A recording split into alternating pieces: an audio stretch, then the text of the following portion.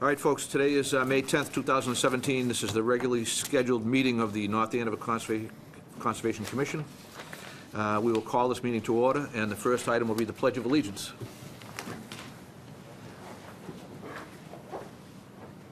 I pledge allegiance to the flag of the United States of America, to the republic for which it stands, one nation, under God, indivisible, with liberty and justice for all. All right. Are there any minutes to approve? Nope. Okay, we'll go right to the small projects. What we're going to do tonight, as you all can see from looking at the agenda, there's over 20 items on the agenda. So we're going to institute the less is more policy, which means everybody will get roughly 5 minutes to present. If you need more than 5 minutes, we will bump you to the back and take the next person forward. That way we don't keep people here till midnight. So we're going to start off with NACC number 186, small project, I believe.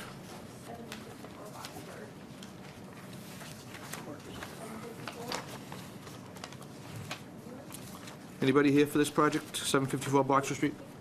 Today to ask if he should be here, and I said yes. But that being said, this is a water main connection out at the very end of Boxford Street. They have arsenic in their well. Where they really well want to connect to town water, which they're going to do at a hydrant. Okay. Pretty much next to the green driveway. Most everybody probably knows where that is. It will be an 8-inch main along the edge of the roadway, and you can see in the photo that the roadway edge is already pretty much bare and devoid of vegetation, so that should be a pretty easy excavation. That section of Boxford Street's been recently paved. There's a nice crown in the road. I don't have any concerns about erosion across the street. And once it gets to the house, you can see there's a clearing where they're going to access through. My only concerns are the house is fairly old. There's what appears to be an unapproved shed on the property, as well as a parking area off to the side of the driveway that's likely fill within BVW from some historic point in time. At this point, given the age of the house, I think just memorializing all those things, putting up some wetland markers at the edge of the existing edge of vegetation is probably the best thing. And then pre- and post-construction inspection. So, Joe? Pretty straightforward. Yeah, I agree. What small project would it be? I wrote it down there somewhere. I think it's an L. I think An this, L, okay. I believe this would be an L, yeah. Yeah, because we don't have an exemption for utilities per se, so this is a... Okay. Okay, thank you. Doug? No questions, okay, so let's move it along. First motion is that we consider the application for NACC number 186 to be a small project type L. Motion and a second discussion. There being none, all those in favor say aye. Aye. Aye. Opposed? That one's unanimous. And the second motion would be to approve the small project with the following conditions, that we put in wetland markers at the direction of the conservation agent, which on existing tree line in a post-construction inspection. Second. Motion and a second, any further And there's discussion? no action with the shed recommended? It appears to be more than 50 feet away. It appears to be rather old. It got there Okay. somewhere in I'm the all set. 2000s. I just wanted to clarify that. So that's the motion, done. Okay, Second. we have a motion and a second, any further discussion? There is none. All those in favor say aye. Aye. Opposed? And that one is unanimous. NACC number 187, 64 Stanton Way. Anybody here for Stanton Way? Hi there. Have a seat and let us know what's going on. Well, just would like to get approval to put either an 8x10 or a 10x10 shed in the back of my property. Okay. There are some wetlands out back, and there's a no-cut zone. I'm outside of the no-cut zone, and it's well over 50 feet back, at least to where the wetlands are back there, so. So the actual proposal, what shows on the plan in front of you is the shed right at the 50-foot line. I It's think there's, as best as I can, you know, Right. I don't see any markers. Right. It's There's a lot of vegetation out back. I back up to commercial development on 125. I can see the Lucent Building when the trees are not in bloom. So I just think, and that we spoke today, that I Yeah. think staking the shed and making some confirmations, whether we can measure off the corner of the house, I think, to get that 50-foot mark too. We have large-scale plans that I can scale this off, and I think as long as it's staked in the field before they put it there. This is my only other concern. You said it's on 2x6s, but like sitting right on the ground? I believe that that's how, it's either going to be ourselves doing it, which would be 2x6s on the ground as a base, or Reed's Ferry is going to come in, and that's, I believe, how they do it. They put it on concrete blocks on 2x6s.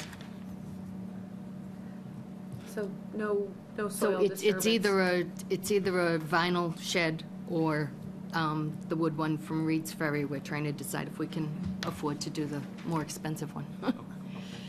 Joseph? I mean, we're considering a small project. I think that we should include in the discussion the possibility they might put sonotube footings in Right, to allow them to that's be what I- hand dug, because I think you're making an investment in a shed, you're gonna wanna put it on a proper foundation, just to make it, you know, more durable in the longer run. And again, that's just the way permission, we'll give you permission to do that, should it come to that. Well, the 2x6s or whatever they're using, or the 4x4s, and then there'd be joists and a platform and everything. That would be the way that this would be constructed. So again, if we're only looking at something on the order of 10 by 10 or 8 It would by be 10. 10 by it's 10 or gonna be under. four- It'll be, so four sonotubes as well. So if that's the case, that we would allow them to be, and they would be typically hand dug and mixed and poured, so. Pretty straightforward, no other landscape, no other ground disturbance than that. No. So that's it, that's all I have. It is on somewhat of a slope as you look at it Mm-hmm. out there. That would be my other, So the property does slope down, and then it all flattens out where it goes back into the woods, and it would be at the very bottom of the slope on the flat part. So there really wouldn't be any digging of the slope. It would be on the flat part of the land. You're outside the 50 anyway, right? not as it shows on the plan, but That's, So if she's outside the 50 and she has to dig. Yeah, as far as I can tell, and as far as I measure, yes. We Okay. measured from the vent pipe back, and that was actually at least 37 foot back from the vent pipe. And then from the vent pipe to the tree that's in my backyard that shows the no-cut zone, it's actually 60 feet. And from that tree, there's another 5 foot back to where there's a stake that looks like that's the beginning of the actual no-cut zone, so. Do you want to go and That's what I- have a pre-meeting? So they'll stake it and we'll do a pre and a post, I think is the best. Okay. Do I hear a motion? Anyone feel moved? So this is as a, Yeah, so we need two motions. We need one to consider it a small project and the second one to approve it. Move to consider NACC number 187, 64 Stanton Way as a small project C. Motion and a second, discussion? None, all those in favor? Aye. Opposed, and that's unanimous? The second is to approve NACC number 187, 64 Stanton Way, with conditions of pre- and post-inspection. Motion and a second. Any further discussion? None, all those in favor say aye. Aye. Opposed, and that's unanimous. So you'll have a meeting with Jen before, just to make sure everything's all set before they put it in place, okay? Okay, Jen, I did put some stakes, they're tall in the ground, approximately where they were thinking about putting the shed. And, so I I'll mean, write it it can up move. and we can go out probably in the next couple days and do that. Okay, I'll if give you you a let me call. know, I can Yeah. get out of work and, Or we'll find a time when I can get okay. there. Thanks. Sounds great. Thank you. You're welcome, thank you. Okay, NACC number 188, 96 Bridle Path. Good evening. Our project is a residential landscape project. We're going to be planting some native species of understory trees with some shrubs along the back slope. They're existing oak trees fairly large. We're going to be doing some tree pruning as well to allow some light and air down below. The soil, the turf is fairly thin. We want to reinvigorate that by letting in more light and air. The scope of work is going to be right at the top of the wall. We're going to be revegetating the slope with some Labrador violet. What that'll do is that'll knit together the slope because it's currently not eroding a lot, but it's eroding a little bit, and we want to knit that back together again. So we're going to introduce that new ground cover and the new native plants.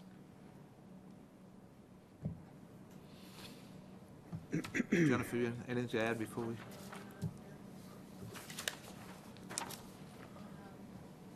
So I did go out and review the location of the wetland, and you can see on the aerial I printed for you, there's a stone wall in the field. The wetland stops kind of toe slope just above the stone wall. Okay. Measures about 60-plus feet to the work that's proposed.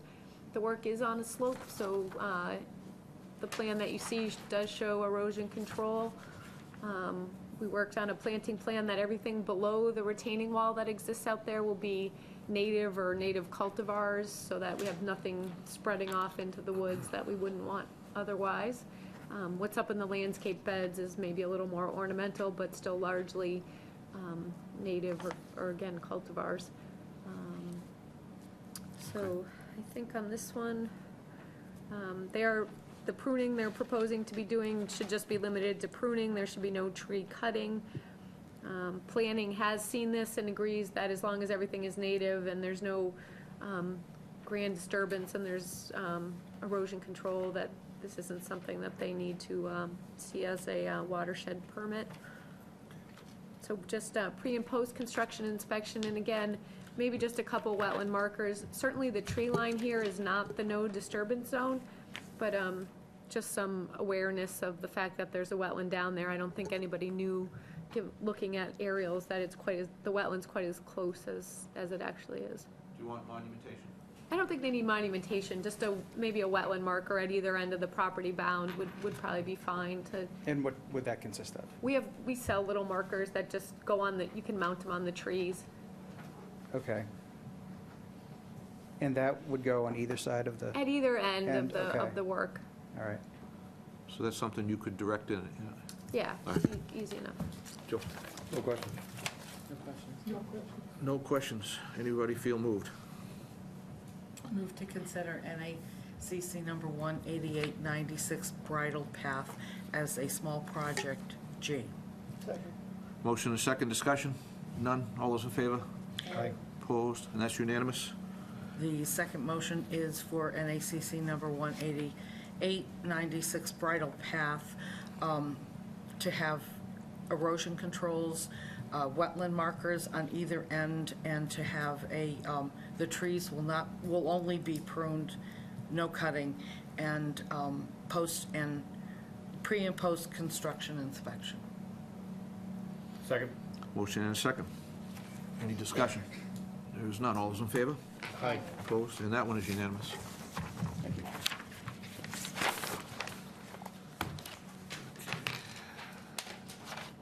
NACC number 189, 2 Blueberry Hill Lane, Blueberry Hill Lane.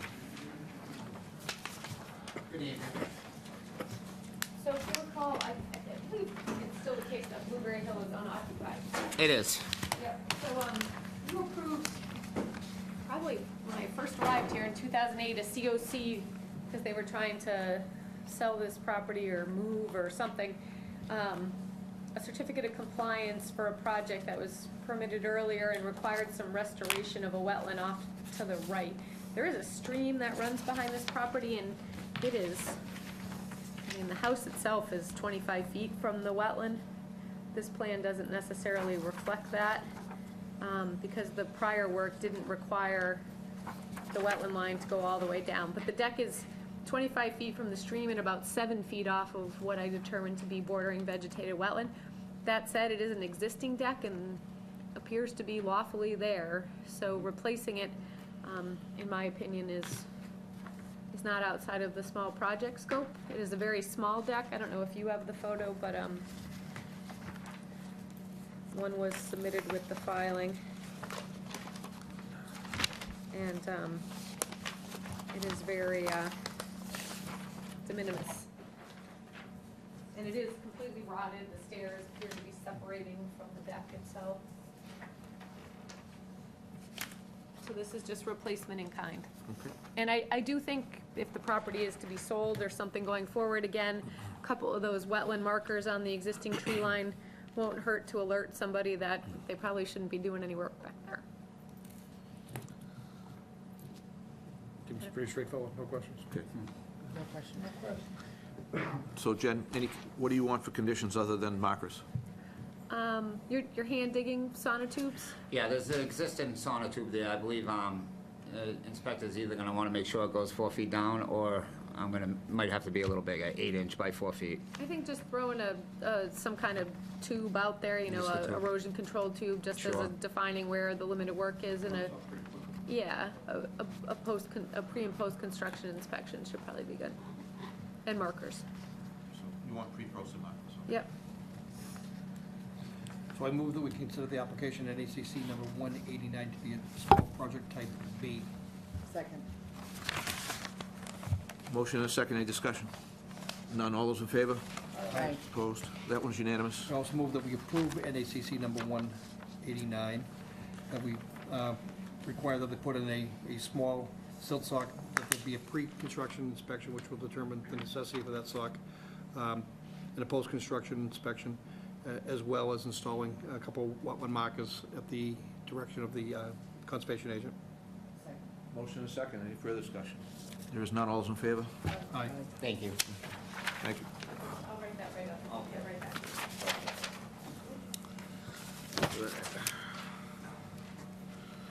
Okay, I'm going to go into public hearings. Request for determination of applicability. Okay. 380 Winter Street, Bannister. This is continued from April 26th, One of the 2017. continuances, just so we can clear the room. Okay, yeah. Everybody's here? Yep. Hold off on that one for a second. What we're going to do is we have, looks like 4 that are going to be continued. Actually, Bannister's, 380 Winter Street's continued. He just left. That one's, All right. they just did the delineation on Tuesday, and I haven't gotten out there to review. All right, so we're going to get rid of the continuances right now. Yep. So 380 Winter Street, RDA requesting a continuance. So moved. And that's to May 24th. Yep, they're all Oh, gonna be May May 24th. 24th, yep. Motion and a second. Any discussion? Second. Okay. All those in favor? Aye. Opposed? And that's unanimous. 380 Winters continued. According to the sheet here, I have 242-1704 is requesting to continue to 524. And 05 and 04 are continued. 04 and 05. Why don't we take them one at a time? We'll take 242-1705, 500 Boxer Street. Move that we continue to May 24th. Second. Motion and a second. Any discussion? All those in favor? Aye. Opposed? And that's unanimous. 242-1704, 189 Willow. Move that we continue to May 24th. Second. Motion and a second. All those in favor? Aye. Opposed? And that's unanimous. Under the notices of intent, 242-1700, 203 Cotuit, requesting to continue. I move that we continue to May 24th. Second. Motion and a second. All those in favor? Aye. Opposed? And that's unanimous. It looks like under enforcement orders, 242-1486 is requesting to continue. Second. Are we going to continue a ratifying order? This one doesn't need to be ratified. This is their 1-year plant, Okay, or gotcha, spring planting update, I so move that we continue consideration of what Doug and Deb already did, so we just need a vote. they already did it? Motion and a second. All those in favor? Aye. Opposed? And that's unanimous. Under general business, 242-1169 and 242-1447. COC requests for the Meadows, Maplewood Reserve, We got the as-built, Oak Ridge. but we need a certification letter from the engineer. Should have that for next meeting. Okay, so, as read. So we move that we continue 242-1169 and 242-1447, both to May 24th. Second. Motion and a second. All those in favor? Aye. Opposed? And that's unanimous as well. Do we have any others? Did I miss any? I think that's it. Okay, back to the top, 1665 Great Pond Road, TKZ LLC, continued from 4/26/17. So I think you'll recall at the last meeting, largely we're waiting for planning to close out, which I think will likely happen at their next meeting. Yeah, quick summary, do you want me to give a quick Sure. summary of that? We had that meeting since we were here last time with planning. One member wanted us to do more than we had proposed on the plan in terms of, mitigating the runoff on the lower part of the driveway. And so that was non-specific at the meeting, just wanted us to do more. So we added an infiltrating swale, stone swale, to the right-hand side of the driveway, down near the right-of-way and into the right-of-way. That driveway there is super elevated, so it's all draining in that direction anyway. It's just one more added precaution, I guess. It wasn't anything controversial, it was just, Tom, can you do anything else? And so we found a way to do one more thing to further protect the lake. And that, I believe, I don't even know if they sent that out to the outside consultant, because the consultant was satisfied with what we're doing in advance anyway. So this is really just one added The only thing piece. that comes up that didn't come up the last meeting is that there's a decent amount of vegetation along that stone wall that's gonna be removed at the front, including a tree. So I think you're gonna need some sort of planting plan, which I think can be conditioned under the RDA. Yeah, there's a tree that, because of that added stone swell, there's a tree that its roots may be disturbed by that. We probably should just get rid of it and replace it with something, another 3.5-inch caliber maple or whatever Jen says. I mean, Yeah, the same thing. I didn't think the maple had to be removed. If you think it's gonna have to Yeah, be. I'm not sure. We'll be working within a couple feet of it, There's a so. couple yews and some rhododendrons. That's correct. And so I'm assuming there'll be a planting plan, Yeah. probably according to planning. But Yeah, I mean, we can certainly do that, or if they don't require it, then do it at your direction. I think there's 3 or 4 evergreens there that are a little bit compromised anyway, and Oh, the the ones right behind the wall, they're right up against the wall. So they may be disturbed when we take that wall off. And we'll certainly replace them in kind and size.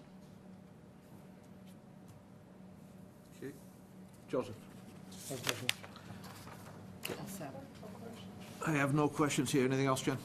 I mean, other than it's still open with planning, I mean, do you want to close?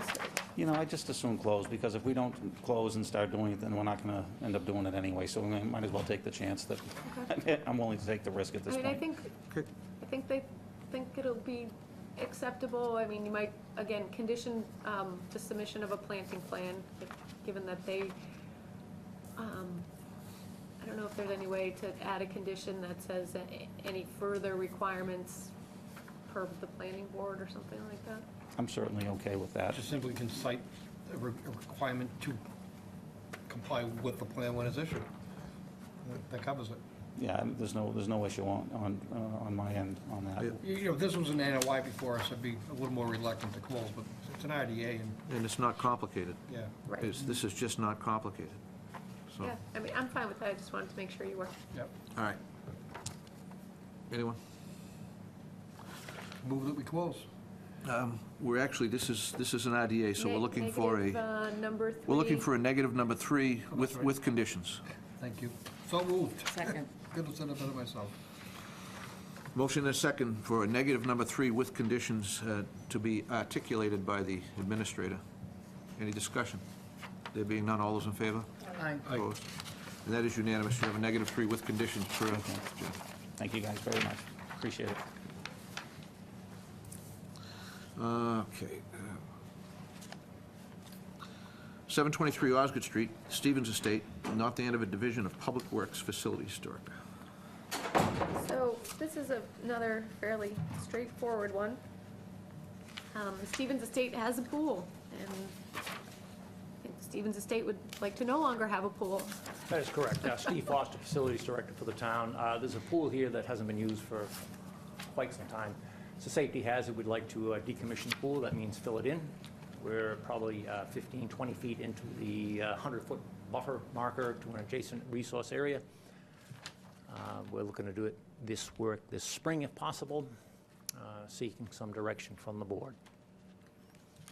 So my recommendation is just to de-water it away from the wetland. The pool water's fairly old. I think if we can figure out a way to de-water it away from the wetland, that'd probably be the better option. That said, if we have to de-water toward the wetland, I think we would use our standard de-watering detail and just do it that way. There's no chlorine in the pool at this point. I was just gonna say, there's nothing in there probably, but algae But and I, stuff, right? right, but I still would prefer whatever is in there, having been in there a good long time, that it Is there get maximum filtration. a floor drain, bottom drain in that pool? It's all Undefined, undefined. I don't know that answer until we drain It's all it. gunite, right? You haven't gone in there, Yes, Steve, to check It's it out? gunite, to the best of my knowledge, no. It's kind of Probably. cold to swim this kind of. Probably has a floor drain. So if it does, what I'm saying is we should not use the floor drain for dewatering, because we don't know where it goes, don't. And then when you do ultimately decommission it, to break it out and plug that pipe. Can do it. Okay. Other than that, erosion controls and whatever fill material they bring in should be stockpiled on the up gradient side, not on the down gradient side. Okay. Anybody else? What's the finish surface gonna look like? Is it, you paving over it? No, this would be loam and seed. Just part of the lawn area? Yeah, okay. it'll be lawn area after we're done. Okay. We're looking for, in this one again, we're looking Steve, for a did -3 with conditions. Do I have your proof of mailings? I gave them to Donna. Donna, today, okay. Yes. Sorry, didn't look. So moved. Second. A motion and a second for a -3 with conditions. Any discussion? There being none, all those in favor? Aye. Opposed? That's unanimous. Thank Mr. you. Foster. Is there anything living in that pool right now? No. Okay. Tom's really good about, I think Arco's gonna be doing the work, and I've picked snakes out of some holes with Tom I'm over the sure, years, I'm sure so there's all kinds of stuff in that. we will make sure it gets out. Yeah. Right, where are 723 Osgood Street. Oh, that was it. we? Sharpness Pond Road, Farnham parcel, Bay Circuit Alliance.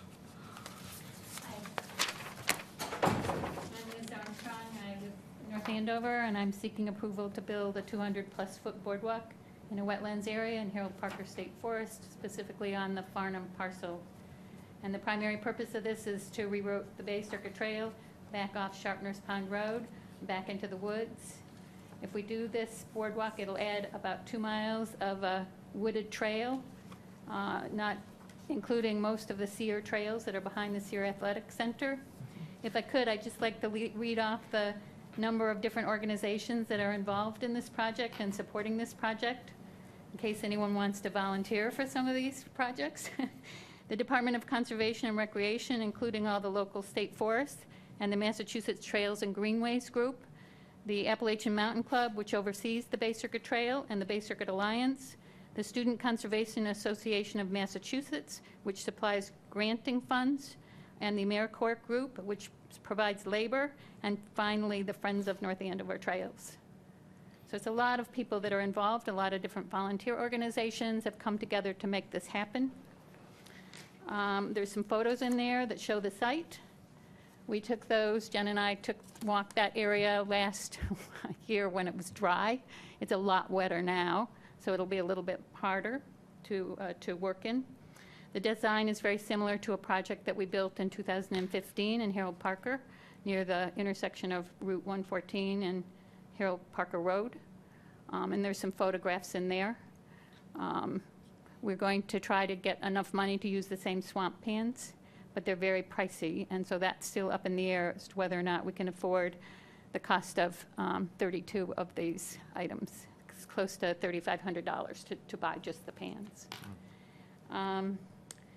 The AmeriCorps is scheduled to work the weeks of July 24th and the 31st of July. We think that 2 weeks is more than adequate to finish this boardwalk, but in case anything is unfinished, FONET has committed to finishing up, and if they can't do it, then the Appalachian Mountain Club will come in and finish up the boardwalk. So we expect everything to be really finished by the end of August. So if you have any questions, I'd be happy to answer them. If I can. No questions. I just want to acknowledge, our thanks for this huge volunteer effort. And we always commend our local trail organization, because they do great work as well, and a lot of it, but this is a very ambitious project. You really partnered up with a Yeah. lot of great people, so thank you. Yes, thank you very much. Hold on one second. Just Nope. There are no questions? So, you know, this is work in resource area. There's just a couple concerns out here. One, this boardwalk will be located below an existing beaver dam. If anyone's walked this section of trail in the past, it's basically been closed off because it was flooded by beavers, and discontinued. So the Bay Circuit Trail has actually been rerouted, and there is an Right. alternative to this. Yeah, the reroute is off the trail, onto Sharpner's Pond Road, back into the parking area, the entrance to Sear Athletic area through the parking lot, and then you pick up the trail at the end of Right. that. So there is the alternative. They do propose to locate the boardwalk high enough that I think even if some breaches were to start to occur in the beaver dam, it's not going to be an immediate thing. This is a very well-established and fortified beaver dam, constructed, you know, with the best engineering. So I guess that's not a concern. It was completely dry, and people are using it. The Yeah. trail is still out there, so I think people use it regardless of whether we have a boardwalk Right. or not. So it's in our best interest to have a passable route out there rather than have people mucking around and finding ways Yeah. and making a lot of other paths and Yeah, erosion. it's a real concern, and that's really the reason we stepped forward this year. Tom Powers and I have been walking this trail now for the last 4 years, looking for an optimum time and collection of groups of people to really come to build this kind of structure. And we found that last year, especially with the drought, people were going to get across, especially mountain bikers, and they are going to destroy the wetlands if we don't do something. And so building a boardwalk will force them into, you know, one location. Otherwise, people just step around or they bike through it. So, Any abutters or anybody from the public wants to be heard on this? No one answers. Are we ready for a motion? So I move that we consider this, issue a negative type 3 determination, and that we require post-construction inspection. You know, then- actually, it's not a negative number 3 because it's in resource Oh, area. it's in, I think it's negative number 2. I misread that. because it's the work is in insignificant. resource area. Yep. So I stand corrected, resource number, actually, My mistake. type number 2. And that post-construction, and that all materials be carried in and all debris be carried out. right. Motion and a second. Any discussion? All those in favor say aye. Aye. Opposed? That's unanimous. You have it. Thank you very much. Thanks. 75 Hillside Road. Request for determination of applicability. Stephen Jones. Stephen, how are you? Good, thank you. What's going on? We would like to have the grading in the back of our house fixed, actually. It's never been properly graded since we bought the property in 1993. There's, most of it slopes back towards the house, and we pump an awful lot of water out of our basement with the sump pump in any but the driest of summer months. And we'd just like to have it regraded to a proper grade so that more of it will run off naturally instead of us just pumping it back out there. So That's it. Okay, so grading. Yeah.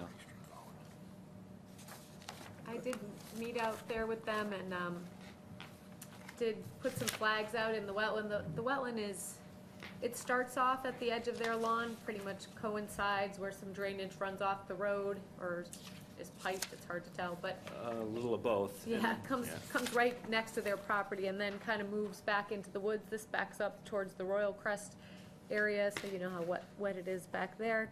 So they don't really have a 25-foot no disturb, but the grading will be minimal. It'll line up with the existing grades when finished, but there's definitely some low spots around their foundation.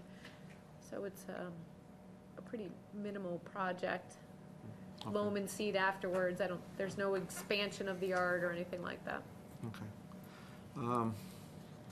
So my only concern is, not a concern, my only question would be, the applicant knows what he wants, and we understand the work that he wants to have done is pretty minimal. You know, how is it, do we impress that upon whoever, you're not doing the work yourself, you're So I hiring met the someone? contractor Peter out Breen, there. yeah. You have already? I actually Yeah. met Peter Breen out there. Oh, all right. He had been contracted to do the work already and knew that there was an issue, so he contacted me. We went out, talked about erosion controls at the limit of work. Yeah, we're dealing with a person that Who deals knows- with this commission, yeah, and yeah. knows what we're looking for. We're all set, thank you. I do see an abutter here. I don't know if Mrs. Howe wants to speak, or, Only thing I'm concerned about is with the grading, that more doesn't go into the woods. okay. So, That's it. It goes there. Yeah. Anyhow, it's It down does there. anyway, but with more, We pump it out of the basement, so it's going there, whether it runs off or whether it's pumped out of the basement. how There close, how are close? basically low spots next to the house, so that the whole lot slopes back to the woods, but then there are some places where the water ponds up near their Right. foundation. Yeah, So those spots would now be graded back toward the wetland as well. yeah.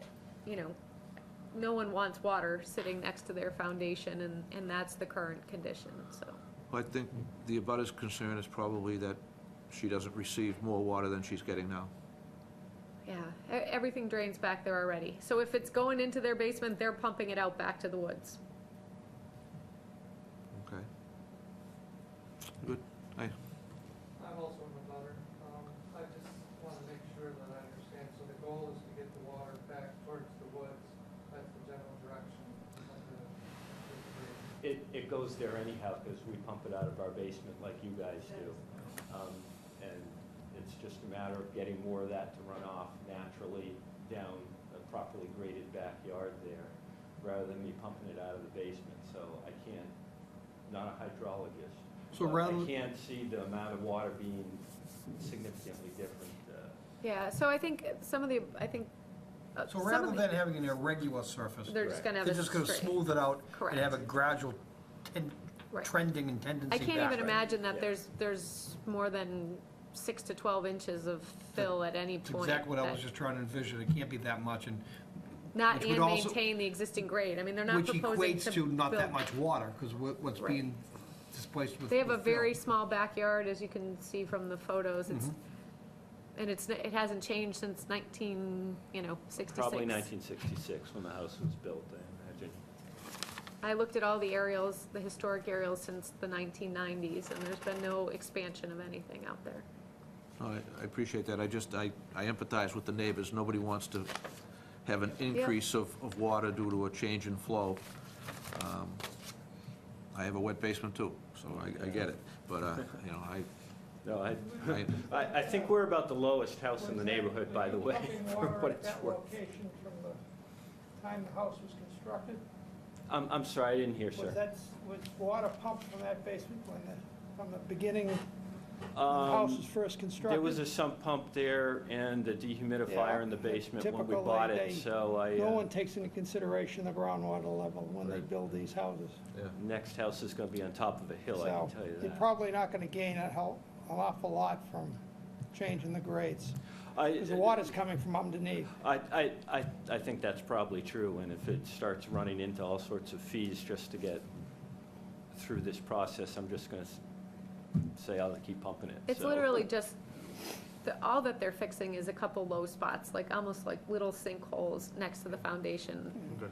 Whether it improves the situation or not, Well, but it hopefully might it'll improve it, but slightly. we'll see. Okay, no, I appreciate the entire project. I know when we have two neighbors show up, it's usually, So we've had, the house on one side came in to, I think as you look at the back of the house, it's to the right, to put in a sump pump and install a discharge pipe. I think we did it administratively because it was quite far from the wetland. So I've spoken to several of the neighbors in the neighborhood. There's a trench that runs along the back of that area. I mean, there's lots of concerns for water. Royal Crest is on the other So side. next door got to put a sump pump in They just basically- administratively? They just put the pipe next to their foundation. You already have a pipe, and it's not let's just say ancient. I think there's a lot of sump pumps in there, but no, they didn't do any grading. Everybody there wants to fill and grade, and most people don't go through the effort of permitting that, so. So, Okay. wait, one more question back there, Hawaii. I don't know if this is really the place for the forum, but one thing in talking with the town engineer, he surveyed the plans, and there's on the downslope of Hillside Road from Shirley's down towards 114, there's no storm sewer drains, whereas on the other side, leaning towards Stevens Coolidge. Yeah. I don't know if there's ever been any talk or. That's a DPW question, and if it's Yeah. stormwater, we could permit it, but we don't do it. So, I think that would help the situation a lot. right. Yeah, that's something you could talk to them about. I don't know what they do, but Joe might be able to. I have no idea Yeah. what the planning methods are. All right, so we're good on this otherwise, then? I have no, I mean, again, we need erosion control, there's gonna be fill brought in, there's gonna be machinery, they have an access point. The only thing, again, I would just say a wetland marker or two for posterity to let people know there's a wetland back there. Okay. Any other questions from the panel? Any other questions back there, guys? All right, good. And we do think this is a 3. They're not working in resource area. So I move that we issue a determination as a number 3, and that we allow the work to move forward with the SOC biodegradable type of netting be installed for the trenching, and that pre- and post-construction inspection be done, and that wetland markers should be provided in locations as prescribed by our agent. Second. Motion and a second. Any further discussion? Since this doesn't come in for CLC, there is one last requirement, and that is to take the erosion control out upon completion of the work. Right, when it's fully stabilized. Fully stabilized. Yep. That would be, we usually condition that the post-construction inspection occur upon final stabilization. Yep. Okay, so we have a That's motion. amended. We have a motion with an amendment Second. and a second. Anything further? There appears to be none. All those in favor say aye. Aye. Opposed, and that is unanimous. Good luck. Thanks. Okay.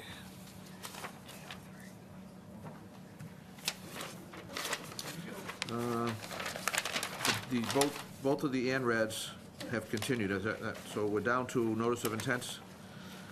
242-1703, 1099 Salem Street would be the next one. Hold on. We can skip ahead, and we can go to 242-1702, 315 Turnpike if they're here. Which one's 1099? Well, No, they're right here. are they here? It's right there. Okay, yeah. all right. I didn't see them in the room. I thought they might have gone for a break. Here they come. All right. Dave, you're up. Just trying to keep it going, guys, you know. We almost skipped over you. Dave, we almost bumped you. You almost took a hip check. Mayor Matt got all excited over here. All right, so it's going to be 242-1703, 1099 Salem Street, continued from April 26th. So at the last meeting, you had asked for construction sequencing. Yep. You now have in front of you a floor-plan set that goes, and I'll let the applicant present it, but goes through the construction sequencing and how that will occur. We also received a final review letter from the town engineer, mostly because the project all drains toward the street. The town engineer wouldn't typically review something like this, but his concerns were the slope and the driveway coming down to the street. So he has been providing ongoing review of stormwater management off the driveways. His final request was that there be some type of O&M.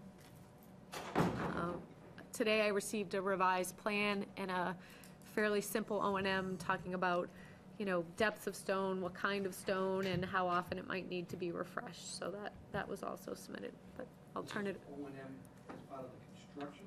Nope, as a continuing condition. Continuing condition, okay.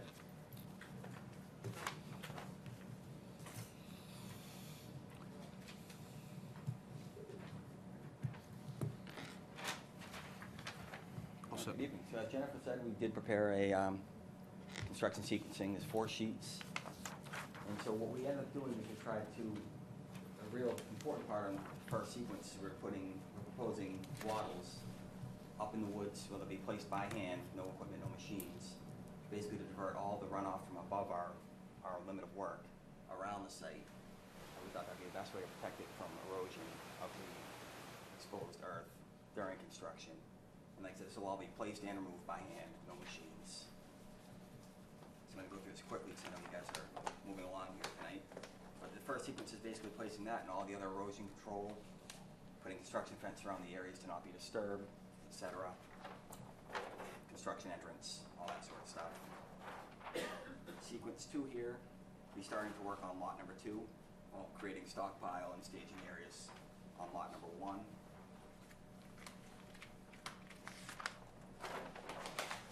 Number 3 is kind of moving over to work on lot number 1, establishing a new staging area in the middle here. Lastly, 4 is kind of continuing to build the houses, walk our way out, grade the driveways, pave, all that fun stuff, and basically remove any erosion control that's there that needs to be gone. Still all working off of one driveway? Right up until that point. Yes, yes, up until 3. And when is septic system construction, since you're stockpiling in the septic system areas? The system on lot 2, lot 2 would go in here on sequence 2, and then the stockpile area there would be abandoned at that point to build a septic. And then the septic for lot 1 would go in sequence 3, and again, likewise, to abandon that stockpile area and create the new one in the middle here. That's on the second lot, that's a raised bed anyway. So, yes. So you're actually not digging anything out, you're actually bringing material in to build it up. Right. That should be similar to lot here, I believe, too. Obviously, we'll have to remove upper couple feet, A and B layers. So that's a quick and dirty So construction sequence. what driveway option did we end up with? Based on our discussions last time, I believe it was unofficial vote, but it was alternative, I think it's called 1, we had called it. 10-foot, as shown. As shown this way. Which actually, I think I still have those on here from last time. Yeah. There's alternative 1 here. And what's the impact in the 50-foot at this point? Approximately 150 square feet of paved area here. So 2 driveways, 150 square foot approximately. Yes, sir. Gotcha. Yeah. That doesn't require a waiver per se, as long as you determine that that's the best alternative. I think we did. I think We At the last- polled, at the last meeting, there was someone here who didn't necessarily agree, but, we did take a poll, but I think everybody that's here tonight participated in that poll, I believe. And right, so the other options were common driveway, yeah, pushing everything way to the right, right. possibly with more disturbance overall, but less in the 50-foot, and then the impervious the pervious pavers. In the easement option. Oh, and then there was Right, we the presented I think we all- easement on one lot over Yeah. another lot. A We lot of did- the things required some finagling of lot lines, which necessarily. I think at the end of the day, I think the commission agreed that the 150 square foot was, Pretty minimal. yeah, pretty minimal and probably unavoidable, probably the best alternative, given the construction sequencing and given the fact that those 2 driveways, we don't break those out to the end of the project, right? You're gonna be working off of 1 driveway all the time, yeah, Yeah, we so, might widen one driveway with a little bit Yeah. of stone just for construction access. so that's clean. Yeah, right now. So again, knowing that it matters to have the contractor involved at an early stage, I was contacted by ARCO, who I believe Dave will be doing the work on the site, so. So you can. So they're on board with the plan and are, were involved in the process. Okay, so let's- Sequencing makes sense, but, I mean, it sounds like it's a long, protracted, drawn-out process, but it probably won't be. It'll move pretty quick, phase to phase to phase. Yes. Right.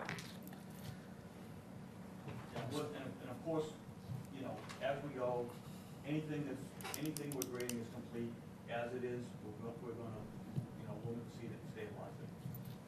When the system gets built on Lot 1, and there's going to be no more grading or traffic, in that area, we intend to, loom that and stabilize that as quickly as possible. Same thing with areas along the driveways, as soon as they're graded.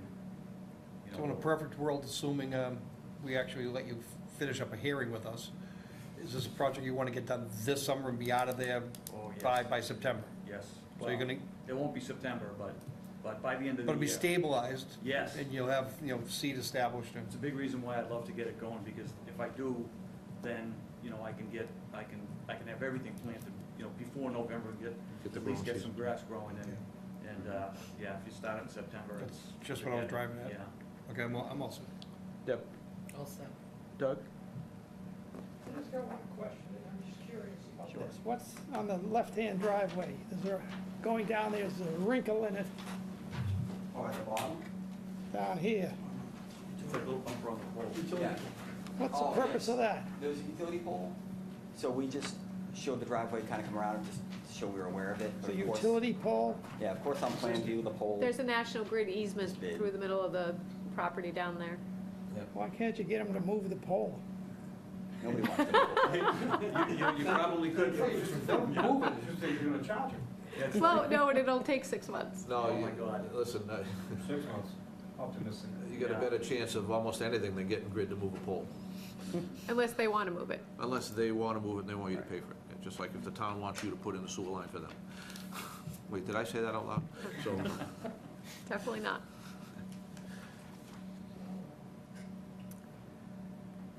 Okay, you answered the question. any butters? No butters answer for the record. You requesting to close? Yes. Okay. We're ready for a motion.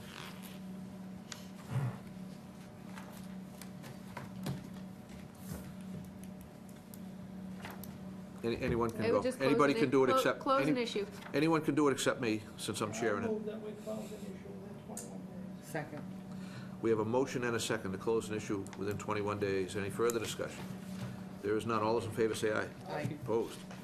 That is unanimous. I have drafted it for tonight, so it should issue. Very good. Great, thank you. All right, guys. Thank you. Thanks.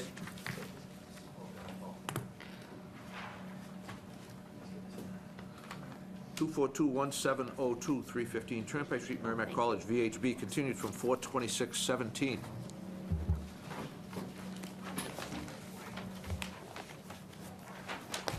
Hi. So,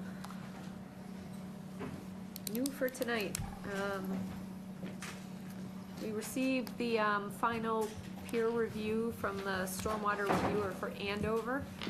You had also asked that since Andover won't close until tomorrow, that we get something in writing that they're satisfied with the process and anticipate closing and issuing as well. We received a letter from their agent, and I think largely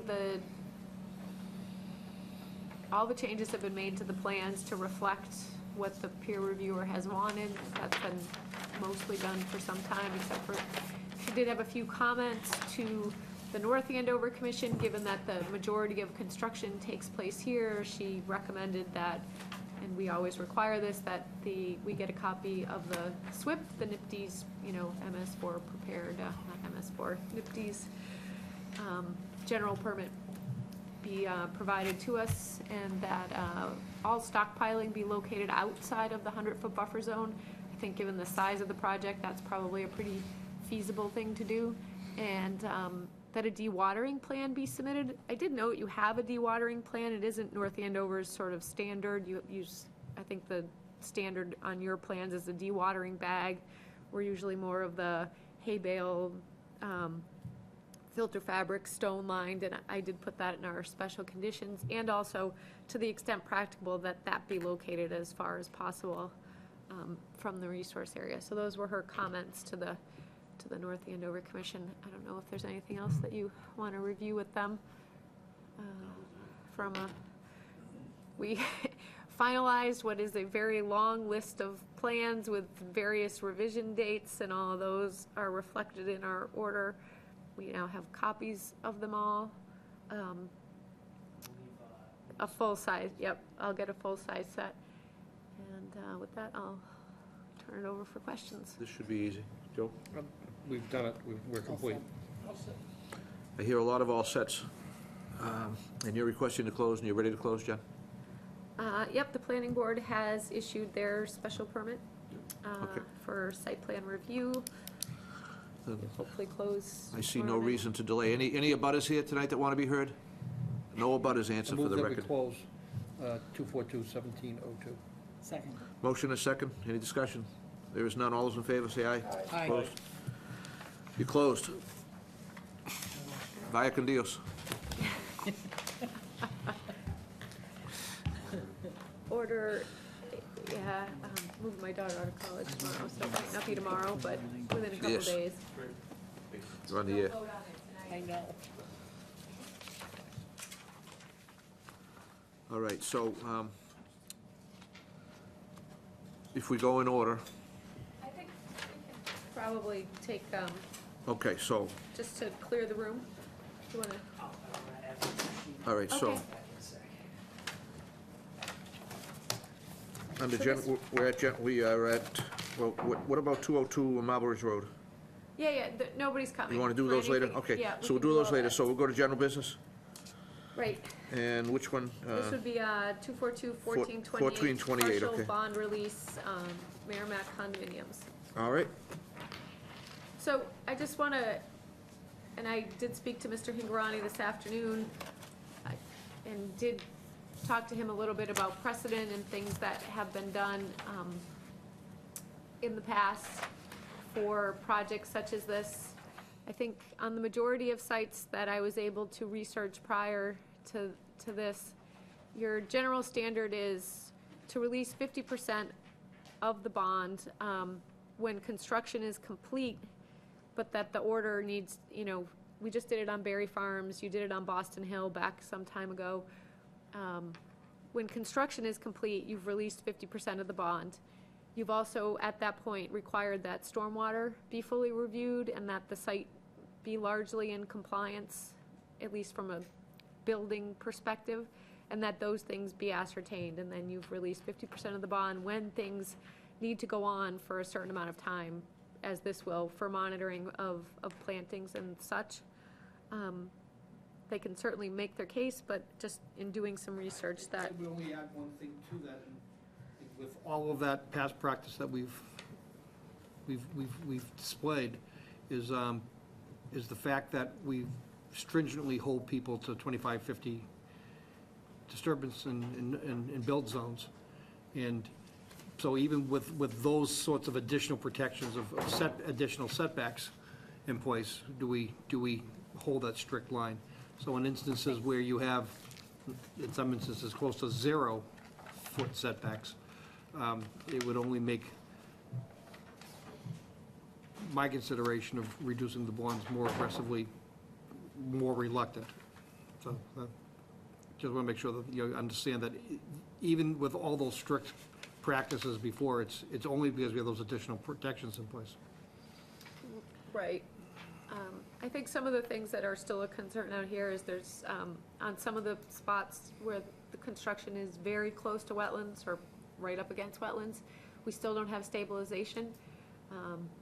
We have some other issues to work out regarding structures with outlets to places they shouldn't outlet, doors and things that go out into no disturb zones, and we have issues to work out. So where I think we're getting there, we're a lot closer than we ever have been, and I think construction has been going smoothly at this point. I'm not, like you, I'm still hesitant. There's still full-time monitoring on the site, but I think the applicant's here and they should be allowed to present their side of it as well. okay, so the request before us is, I want to get it right, they're looking for a partial bond release. So, sir? Peter Hingorani, I'm the applicant, Mr. Chairman. I read the condition 54. The applicant may propose a monetary release schedule key to the completion of the specific portions of the project for the Commission's review and approval. So, I The commission prepared did- this. Didn't they, we phased the bond on this too, so that you only had to provide at certain points, correct? But I have provided both, both parts, 83,000 and the 30,000. They were posted a couple of years ago, and I've got the, So I guess that would be a different, hadn't thought about that. The first phase of the project, the $30,000 phase, is complete and stabilized. it's the other way around. It's 80,000 was the part one, which is 100% done, I So, thought the 80,000 was provided second. I'd have to look at it. 83. Yeah, But the area of the greatest potential impact was the second phases, second part. 83 is the first one. prior to the start of construction.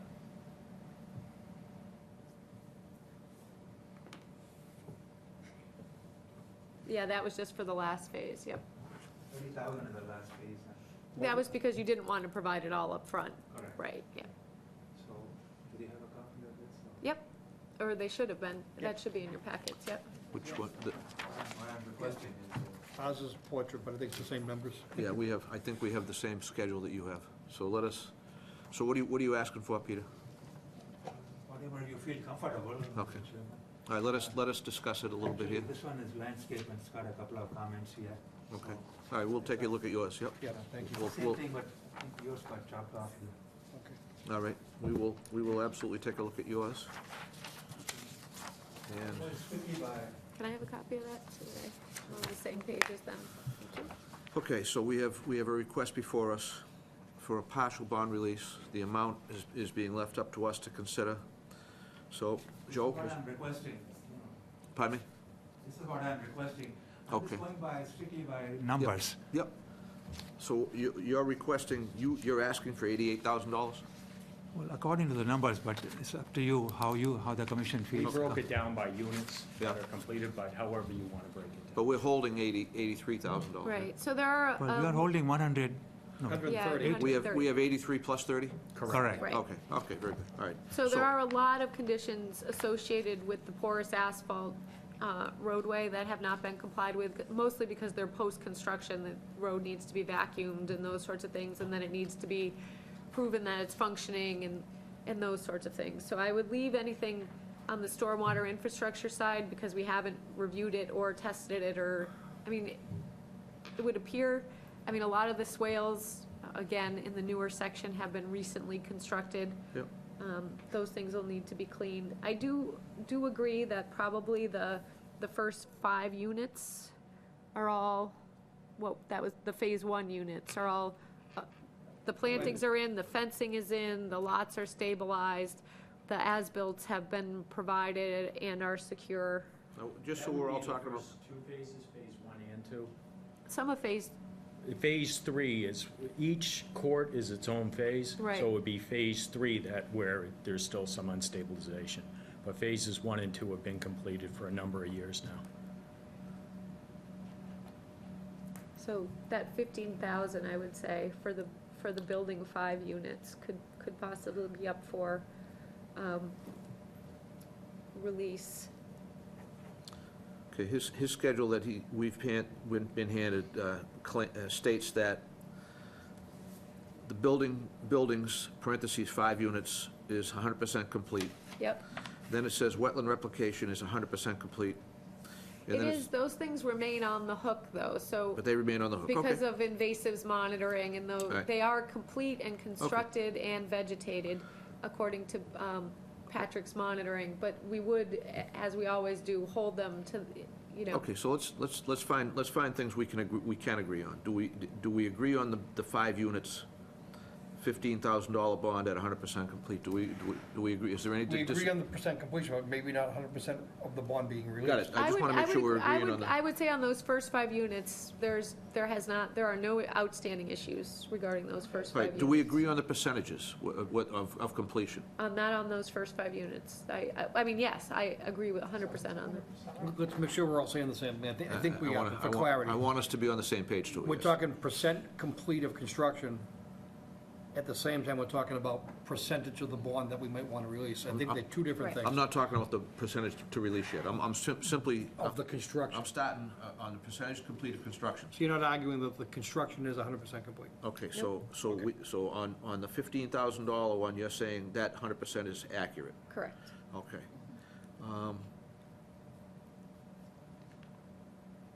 And the replication, I understand, that's on the hook. Buffer zone mitigation, Definitely on the hook. and that's on the hook. So those, even if they're 100% complete, those But are the off. work has been done, with the exception of monitoring periods. No, Survivability. not all the buffer zone mitigation has been planted. So the 100% is not an accurate percentage of Correct. work complete. What would you say the percentage complete is?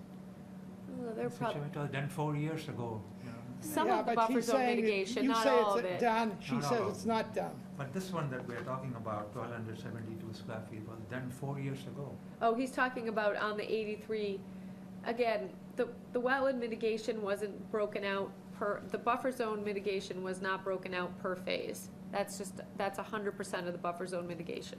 That's it. Okay, so there's it sounds like there's no agreement there on those two. Do we have agreement on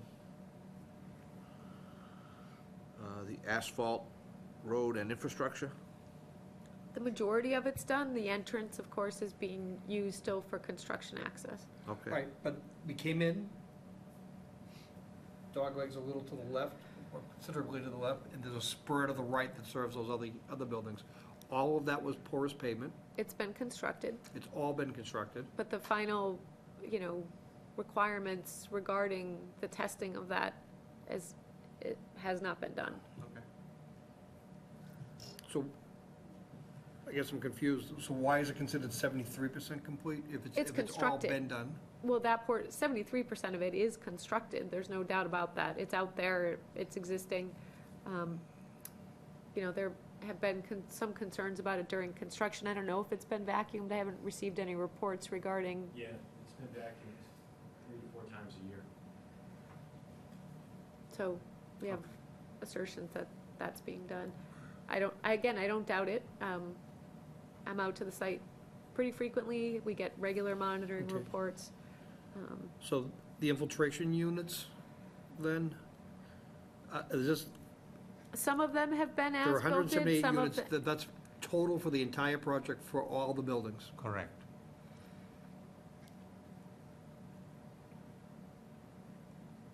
Only 73% Again, we haven't is received, complete. we've received partial as-built of this project as it goes along, most of them related to foundations. We don't have as-built in their entirety yet. Again, this is something that with Berry Street was a very stringent review, and we released the 50%. We got all the as-built, 100% construction complete, all stormwater management in place. We had that reviewed, and then we released 50% of the bond. Okay.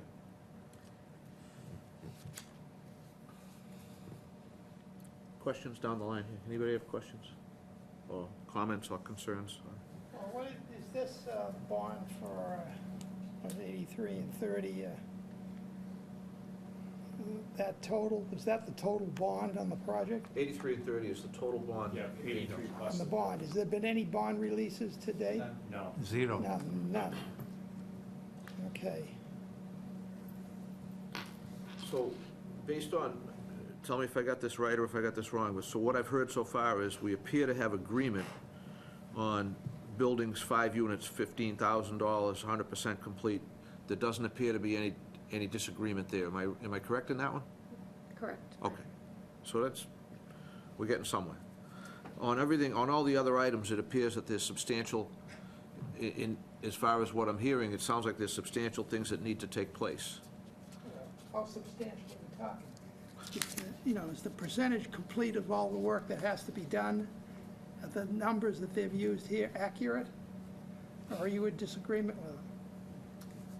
Again, I don't break things out that way, and we don't monitor things that way. We monitor buffer zone restoration as a whole. It continues to be planted, so the buffer zone restoration on the majority of the site is planted, but not monitored.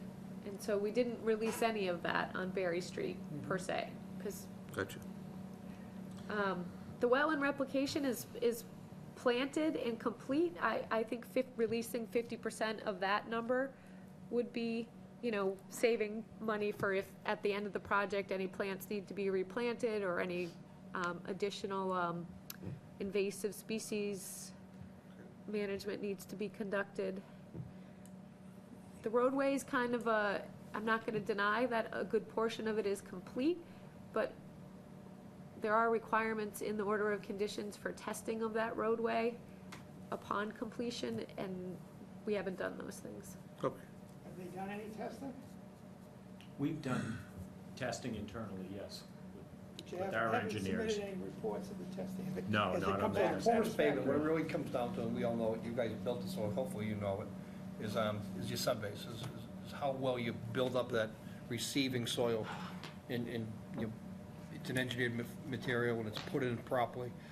When you do that, and we talked about this at the beginning, using it as your construction access road, you're gonna have heavy trucks on it, if you build it right, there shouldn't be any degradation, and if you don't, there will be degradation, and,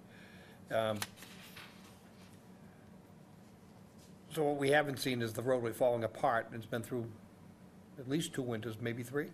3 winters.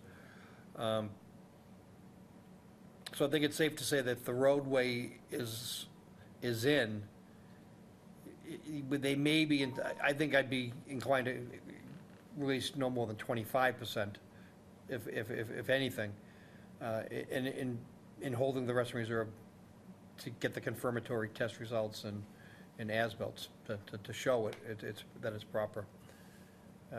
That's not to say that you may not be that far away from getting that additional amount if you just get the darn thing done. So I think there's a fair request to ask for something there, but it's going to be well south of the 50%, in my opinion. Why don't you, So that would be approximately 8,000 on the roadway, 2,000 on the wetland replication, and 15,000 on the first 5 units, for a total of 25,000. sounds right to me, that's the numbers I get. Just about what I was looking at. Now, but you also said that you would also entertain 50% on the wetland replication? That includes that, so That 8,000 would be included the our- roadway, 2,000 would be the wetland replication, So 15 plus 8 plus 2, Got it. which is a total of, 25,000. so. Any further I think, That's all under the first bond. How about the $30,000 bond? so again, I think a couple of the things that have been on all other applications, total as-built of the project, so providing a complete set of as-built, not just, we have a lot of piecemeal as-built, which, again, we don't get to see things in whole, and then review, if all the foundations are in and we have complete as-built and there are still remaining work to do, but everything's in underground, all those sorts of things, then we could at least do some kind of comprehensive review and say, yes, at this point, we all agree that we're on the same page and what's going forward is just gonna be, interior construction, we can get the stormwater reviewed, and then I would be, again, there wasn't anything, outside of this, there isn't anything provided for this Yeah. Okay. that moves us in a step toward a certificate of compliance. I think that's the difference between releasing 50% and releasing some kind of phased portion of the bond. Okay. Mr. Chairman, what I'm saying, when you're testing out the road asphalt, you see huge amount of rain, and there are no puddles. You can see the water, percolate down immediately. That tells you that, that's a test in itself. I think you After can see heavy that, rain. but we They don't want something necessarily official. see it. So we want to Right. do that kind of review to prove, I want to be able to tell them without a doubt, I've witnessed it, I've seen it. We could definitely do that, but it's a different process than just this. And we've done it with multiple other projects. I don't have a problem if you think you're there doing that, but I didn't prepare for that for this meeting. Right. Okay. We're gonna move this along. Joe? I mean, it's unprecedented, so, because under normal circumstances, we wouldn't do this, but I am gonna move that we release $25,000 of the bond and hold the balance for surety for the completion of the project. That's not to say that we would hold the balance all to the very end, that they can come in and request additional bond reductions as they attain major milestones. Is that out of the $83,000 bond? It doesn't, It's all one 25,000 bond at this total. point. It's one total. It's actually all In one retaining, in retaining the Yeah, but the balance. items you were taking the money out are all come out They're of the not by, top one. They're not by line item. That's only to help me come up with that number of 25. This is a work. They're not assigned to any. I understand it's a worksheet, but damn it, the one, items you were talking about are all under the first bond. Right. You You can, didn't talk about anything under the $30,000 bond. The $30,000 bond is unit construction only beyond that. And so, But if they've got that work, some of that work done, shouldn't they be entitled to something back for it? I mean, to hold people's money forever. so the other portions of the project, there are still issues in Phase 3. Phase 2, I don't know, how many buildings are in Phase 2? I don't even know. 2 or 3? In phase 2, there's 2, 3, 4. There's 4 in phase 2. 4 buildings. So 5 units think. was 15. No, I'm getting confused. I know, but we also changed the phasing, Yeah, like it's we 'cause we moved it, changed the we phasing. moved I'm it out, counting and each so, court as a again, I phase. didn't really prepare for this way, because this wasn't what was presented. We do have basically $3,000 per building, but That's what I again, used here, that's exactly what I did here. I said 9 buildings are 100% complete. right, but we still have, Phase 3 may be complete, but I know at least on one building, we have issues, so, I don't, I'm comfortable with my motion. yeah.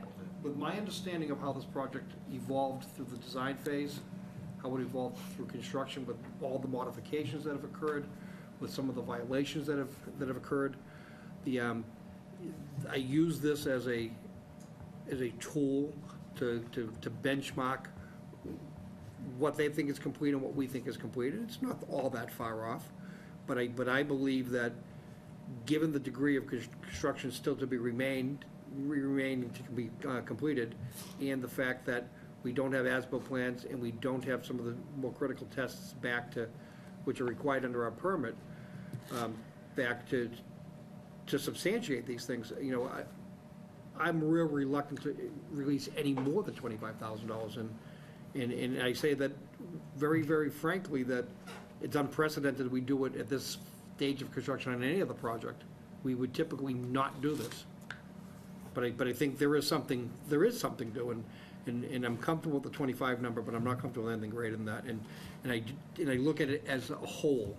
I look at that, we collected the bond in 2 different increments, not necessarily phases, but I look at the project as a whole, and I look at the total bond as a whole, and I think that $25,000 releases of the whole is giving us the protection we need. all right, so we have a motion and a second. Is there any further discussion? Let me ask a question. How come as-built of the project haven't been submitted? So You really want my honest answer? I do not see a requirement for as-built in here. I'll have to read it more carefully, but I'm not aware of it. It's your final condition. It's the Final COC. condition. That's what my understanding was. At the end of the project, we would do one as-built for the entire project. Right now, we're doing as-built as on the foundations only as they're being built. But I was thinking just doing it all at once. That's to confirm location. Yeah, to do one as-built, it's more cost-effective, obviously, for us than to have an engineer out there at every building.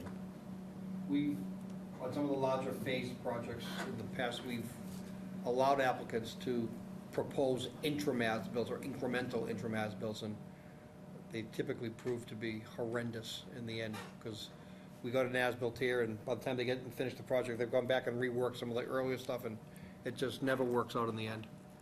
So, it makes complete sense to do it all at the very end. This has been a pretty unique project, and it's taken a long time, and there's been a lot of things that have occurred, as you know. Yeah. So, What is your plan? Is this the last season? You're done, We're you're out of sold there in out. September? We have one unit left to sell, but basically, we're sold out. Okay, so, And we're in the last phase right now, and we have so two it more won't take you, foundations. it won't take you long to get it going and So if- come back for the rest of the We month? just want to get All right. finished. Okay, Yeah. gotcha. We All right. hope to be done by end of this year. We hope that too, Mr. Ingram. We hope that too, Thank sincerely. We hope that too. We want you done more than You you. have been patient, you have been good, and a lot of screw-ups, I'll be the first one to admit. All right, so let me call the vote on this and see where we go. I have a motion and a second. Anything else? Okay. All those in favor of releasing $25,000 to the applicant signify by saying aye. Aye. All those opposed? So you get $25,000. Thank you very much. So it wasn't a wasted trip. All right, thanks, guys. Thank you. All right. Cool. And John, we'll process that, it'll probably take about a month, but it'll be out. Okay, Where are we now? Well, we're back at enforcement we're orders. going back to enforcement orders, because there's nobody here, the rest of the stuff, there's nobody here, right? Right. Okay. So we're gonna go to 476 Great Pond Road enforcement order. So, this was an enforcement order observed from the lake. You can see the tree cutting, the burning of the trees. I do believe the trees on the property were cut by our friend, who has his cease and desist. Whether that was before the cease and desist or after the cease and desist, I'm No. not quite sure. That cease and desist was delivered, right? It was. Oh, boy. But, so the majority of the cutting on this project is outside of jurisdiction and will be handled by the planning board. The applicant does propose to construct a new house in the location of the tree clearing, but it is more than 100 feet from the lake. What was done down near the lake was a tree that had fallen over with its root structure in the lake was cut. The root structure has since gone back up, and I've told the owner that he will not be touching that portion of it. Nice snag. The logs can be removed. He did burn some things in the buffer zone to a perennial stream that feeds the lake. Again, ground, nothing overly disturbed, just a burned pile. He did do some invasive vine removal, exposing the lovely invasive honeysuckle shrubs. He knows They meant well. no more touching the 100-foot buffer zone. I don't think, given the amount of vegetation that's down there and the very good buffer on the lake, that any restoration is needed. Everything will come back. Already there were ferns popping through and all sorts of things. So I do think it's a lesson learned, and as to what happens up on the house portion of the property, I'm not really involved. No fines? I don't think there was any malicious intent. In fact, this is an applicant who came to us a couple years ago, not an applicant, but a homeowner telling us that there was a state-listed mussel in the lake. He had brought it, I do think he has good intentions. I do think this was a little misguided and probably helped along by our tree friends. Well, that would, That's where I was just gonna Yeah, go that's next. gonna So be my is question, is the homeowner cooperating in your investigation of understanding when this was done? To give us that date, so if we can make sure it's, It was over, I do think it was right around the time we sent the letter. I'd have to confirm. that's not my question. Yeah. Did the homeowner provide a date I of did. when this worked? I'd like to get that, because then we can cross-reference it to whatever the delivery evidence is. I agree. If the residents are cooperative, and you say they are, they should be able to tell you the approximate date the work was done and the And we can name of issue the the tree party. company And the name of the fine. party that did the work. I can And if get we that can information. determine, through no penalty to the homeowners, if we can determine that the workers were under our cease and desist order, we can go to the next level of enforcement. that's for our own benefit, but nothing against them. I No, mean, nothing against the We're just homeowners. asking them to cooperate in Yep, our I I'm can- not suggesting ask that for that. we go after the homeowners, I'm suggesting that we could then talk to the police department about the violation of the cease and desist order. Well, I could just issue tickets at this point if that was that particular applicant. I mean, So then let's tree cutter. find out. So I do let's- think at this point, we just need to, on this one, that confirm the EO, but no further restoration is required, would be mine. Okay, and And get the information. we would like you just to have a conversation with them. Yep. Just have a chat. I will do that. All right, so you're looking for the EO to be confirmed. Confirmed These or ratified? photographs, the logs that are laying on the grass, are they still there? Those or- are, yes, they are. So is there intention to pull them out, and you're saying no, or leave No, everything? the ones on the grass are outside of jurisdiction. Okay, okay. You guys don't even have those, sorry. So just a motion and second to confirm. See if there's any other questions or comments. Anybody have any other questions or comments here before we go looking for a motion? Okay, so we're looking to ratify the enforcement order for 476 Great Pond Road. So moved. Motion and a second. All those in favor, say aye. Aye. Opposed? And that's ratified, Jim. Okay. Bonnie Lane is continued. 202 Marble Ridge Road. So this was this is right before you get up to Salem Street. I don't know if anybody knows the applicant, but I actually received a call from Mr. John Brasso, who wanted to help the owners work through this, which he's plenty capable of doing. Erosion controls were installed. I ordered the backhoe workers to cease and desist at that particular site. They did cooperate. I did not go on the property. Those photos are taken from the road. The homeowner was not home. I have since returned a call to the homeowner, but had already issued the EO, which requires them to have a restoration plan to us by a date prior to the next meeting, as well as their intention of what work I did receive in a message that they were just basically cleaning up the lot and putting in a fence. But again, we'll need to know the location of that fence. We'll need to permit that fence. There will need to be either some restoration of the buffer zone. It was cleared right up to the wetland, right up to the edge of skunk cabbage. So whether it's planting or allowed to regrow. Well, you put Mr. Bresnahan through the ringer for probably a lot less disturbing work than this. That's correct. Well, he was right up to the edge of wetland too. So. Not with heavy equipment. Yeah. Well, it was a much smaller area. I'm not gonna I'm just compare saying the two, but, we ought, it sounds like we ought to be consistent, and you're proposing to be consistent. oh, yeah. But this will be a total restoration of the 25-foot no disturb zone. There was no disturbance of the 25-foot prior to this. So you got a cease and desist on this right now? Cease and desist and restoration plan required, and, like I said, I've received phone calls. It appears You got we'll a get date cooperation. certain for Yep, compliance? date certain in the enforcement order. It's listed in your, it's, May 19th is the submission deadline. Move that we ratify the Second. enforcement order. Motion and second to ratify. Any discussion? There being none, all those in favor say aye. Aye. Opposed, and that's unanimous. Okay, back to general business. These are gonna be all held in absentia, Jen? Yep, 121 Mill Pond, the modification request, I think, is the next one. Yeah, 242-1674, 121 Mill Pond. This is pretty straightforward, although I think, should show you one is for a parking area. This particular spot on the site is already being used for a parking area, as you can see in the photos. There's railroad timbers, there's gravel. They just want to make this part of the pavement. This is outside of the buffer zone, but within bordering land subject to flooding, according to the FEMA maps. So it is definitely some portion of the resource area, but it's already largely impervious. It's very far. You can see cars parked there. They just want to pave it. It probably suits the area to pave it. It doesn't drain toward the wetland.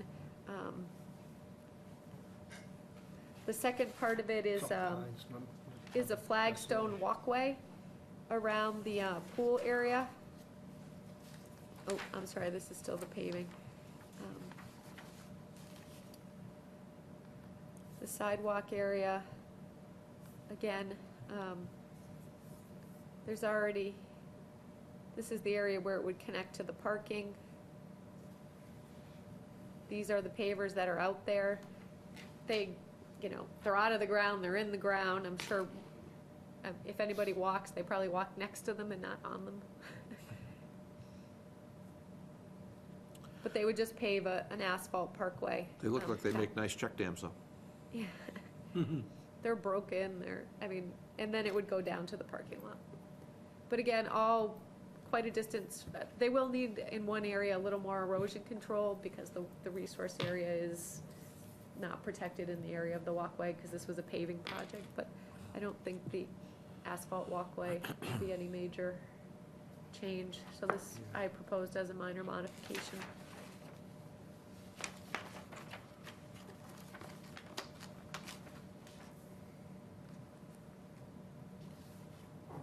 I'm all set.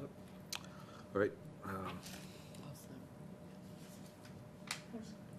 Move that we grant minor modification, 242-1674, citing the new scope of work in the record. motion and second, any discussion? There's none, all those in favor say aye. Opposed? That's unanimous. 2421623, extension request for 1160 Great Pond Road, Brook School, Solitude Lake Management. So we received their annual report. They are doing lake management. This is the pond that you see with all the geese sitting around it. Yeah. Oh, up front. Up front, yep. Is this the one that they had wires over at one point to try to discourage the birds? I don't remember the wires. They had suspended Do you remember netting. that? They had suspended. They had suspended netting So over they wouldn't land. So they wouldn't land Well, and they they would land, They've but they tried just- all kinds of things, the rotating coyotes. They've tried everything. Yeah. Yeah, So- nothing works. No, but they are doing the management, and we are getting the reports, and outside of that, I don't see any reason not to give them another year on their permit. Okay, So moved. Second. motion is second, all those in favor? Aye. Oh, that's unanimous, 1 year. NACC number 123, a COC request for 50 Royal Crest Drive, Building Mr. 30. Lanya must be very busy out there doing a lot of work, and although the work is done and stabilized and erosion controls have been removed, I've checked all this out, I don't have as-bills. You said that to him last time he was here. Yep, and I emailed him, but Okay. he's very busy. All right, why don't we continue? Why don't we continue NACC number 123 to the next We can meeting? deny the request. I don't really see Just the, to- I've done all the work. To get his message. I've done all the work, let's just give him Yeah. time. Let's give them 2 weeks, and So moved. we can shoot a little buckshot then. Motion and a, Second. all those in favor? Aye. Opposed, and that's unanimous. I assume the same thing is gonna be for 2421618. 1618, what's that? It's also a Also COC Royal Crest. request for Royal Oh, Crest. yeah, I thought you were doing them both Move to together. continue 2 weeks. Second. Motion and a second, any discussion? All those in favor say aye. Aye. Opposed, and that's unanimous. And I have, last but not least, Wellington Woods Conservation Restriction. So, the biggest concern on here was that there be public access. I think the writers had given it, you all have a copy in your, I'm looking, I don't see it. Right here. I asked someone to make Wait, copies. hold on, let me dig. I think she did. Let me dig in here, Miss Pyle.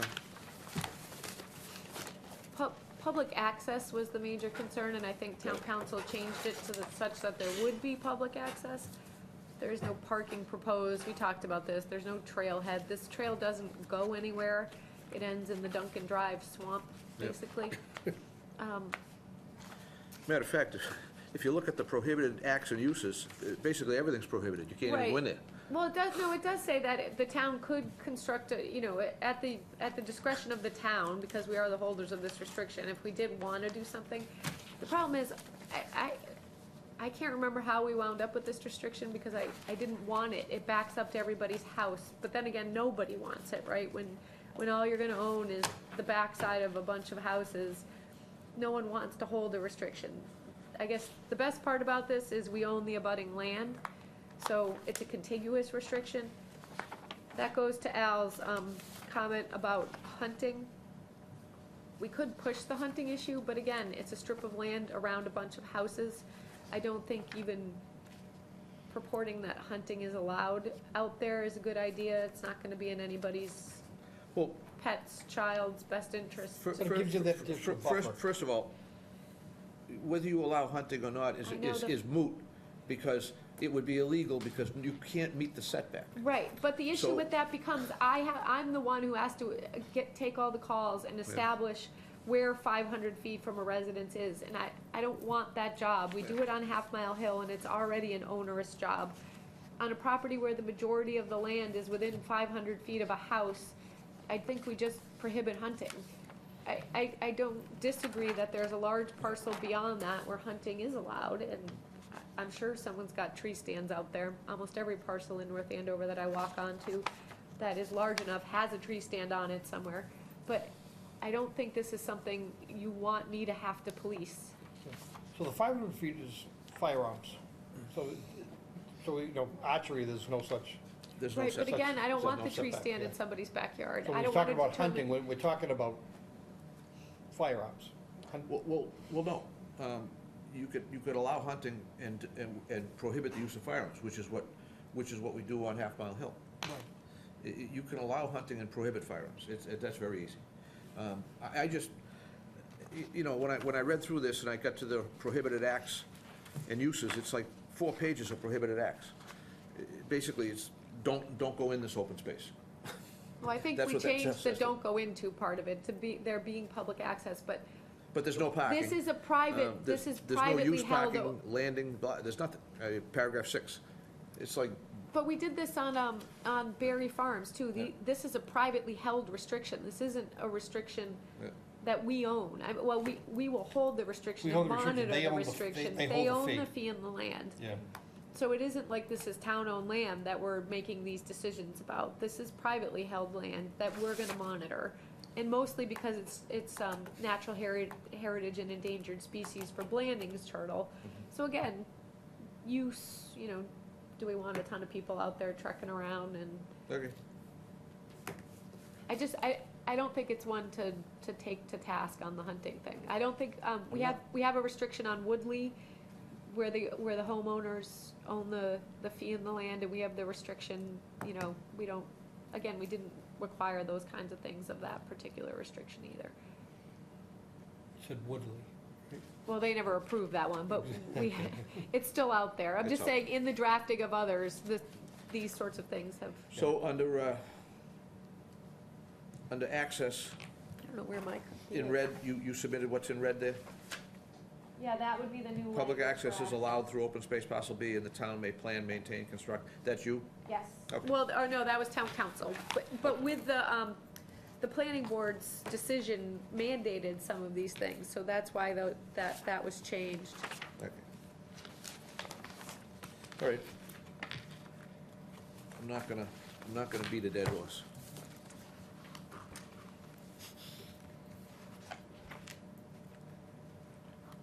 What's the motion? To I think at this accept- point, we're just offering comments. We haven't been asked to sign formally because Natural Heritage, I believe, has to approve this restriction. But again, public access is allowed through open space parcel B. The town may plan, maintain, construct, and monitor paths, trails, and install signage to facilitate public access to such open space. Except we just got through saying we really don't want anybody in there. No, I mean, I don't know that we would, I think Jack had asked I when we did think we have to this. decide which it is we want. Again, Do we want public access or do we want it? if we want people in there, we can but- have them in there. That's No, the point.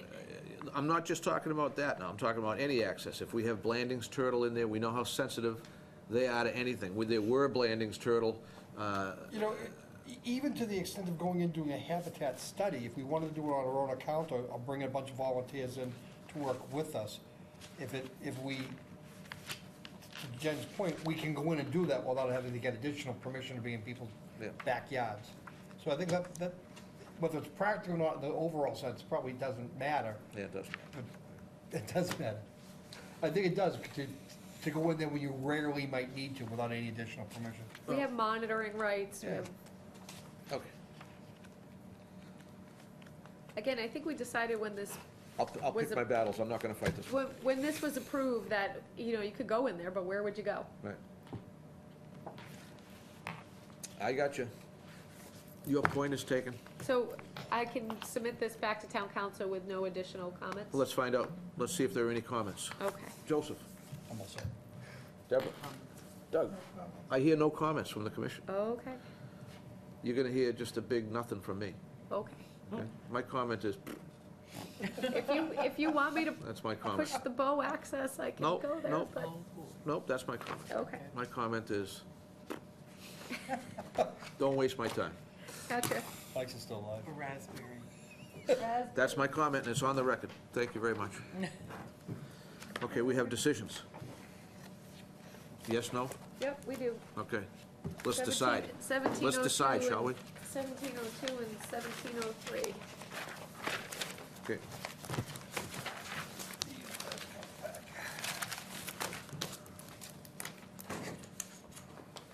Two four two 1702, if we take them in order, alphabetically by height. My first question on this is, do we want any kind of finding related to the Andover process, like, you know, that they've reviewed, or we didn't do that on the Volpe Center? Wouldn't you put a chronology at the beginning of it, describing the process and making that part of it? Haven't I seen you do that before? Well, the chronology of all the outside review, which largely did occur through the Andover Commission, is in here Okay. as public documents.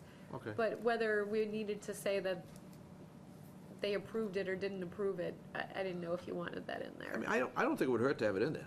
Okay. I'll just get their vote. It's really, it seems minuscule, but I think it's a really important fact. I'm guessing they'll vote to close an issue tomorrow night, and I'll Yeah. just cite that in there. Okay, sounds good. I guess my first question on this is the bond. The majority of the physical construction is outside of the buffer zone, mostly it's portions of the track and field, but largely it's not the buildings, it's not the stormwater. Well, you got dewatering.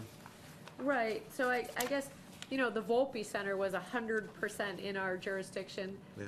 And there was parking and all those sorts of things, and we bonded that much, much higher than this, so I just was thinking, given what's in our jurisdiction, I didn't, So you got paragraph 47, you're proposing 10.5? yep. Yeah. I just looked back at the Volpe Center, and it was something like $70,000, but Yep. I didn't see that kind of construction here. I don't see that either. So, the edge of the no disturbance zone falls largely within maintained areas. In the past, we've had markers on fencing or something else. So I guess at this point, I was guessing either fencing or edge of tree line,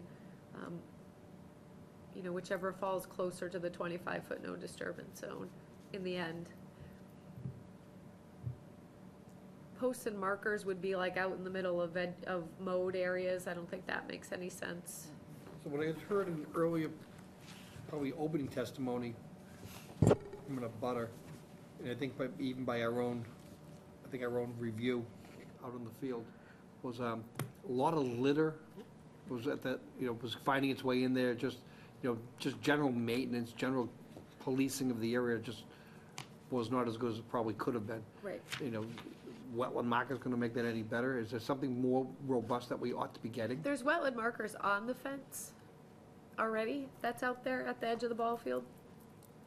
I'm asking though, you know, where that is jurisdiction to us, is there something more robust that we might get with requirements to? So you have had, the only one I could think of, and it's oh so not effective, Butcher Boy? is 350 Winter Street, where, not Winter, Winthrop Street, the Market Basket parking lot, Yeah. where you have a trash management plan, but we could put a condition in here that, you know, on a monthly basis, you know, the wetland will be patrolled for trash and various I don't think that's- lacrosse balls seem to be the biggest piece of, I don't think it's unreasonable, because they take great care of their visual parts of the campus. They have a staff. You know, I think something to that effect would be. okay, I can add that, yep. But still the markers, right, either on the Yeah. fence or at the edge of vegetation. Definitely a trash plan. Yeah. I like it. So all the stormwater management conditions are in there. There is stormwater infrastructure on the site, even though all the stormwater winds up in Andover, but I think requiring the maintenance, that's part of their O&M. Parts of it will fall in North Andover. 63 is that dewatering plan that was required. 68 is the no stockpiling of soils as was requested. I think the NIPD's permit one is in the beginning. I don't know why I didn't highlight it, but it's in here.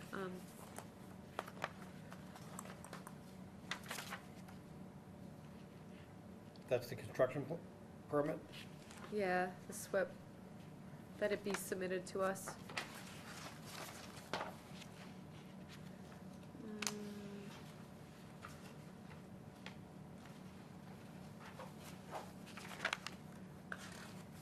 Yeah, 46.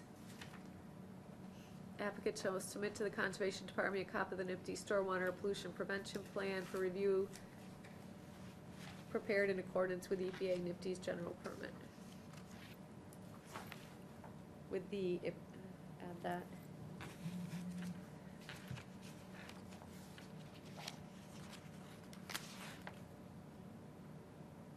And then all the standard conditions.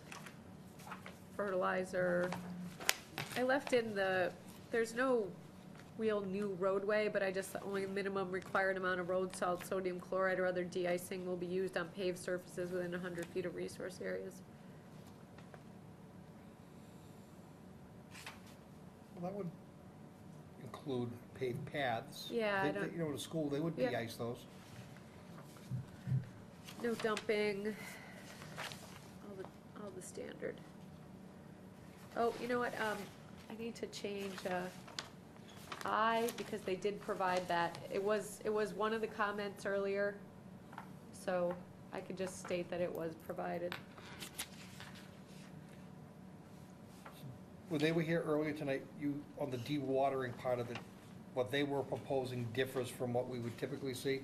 You've left that as an open item, simply that they provide a dewatering process. Right, so a That it- dewatering plan shall be submitted to the Conservation Department for approval prior to the start of construction.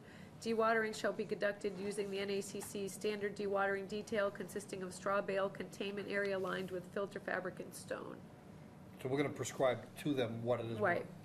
So what were they using? Are they using dirt bags? Yeah, Yeah. which often break and all kinds of other fun things.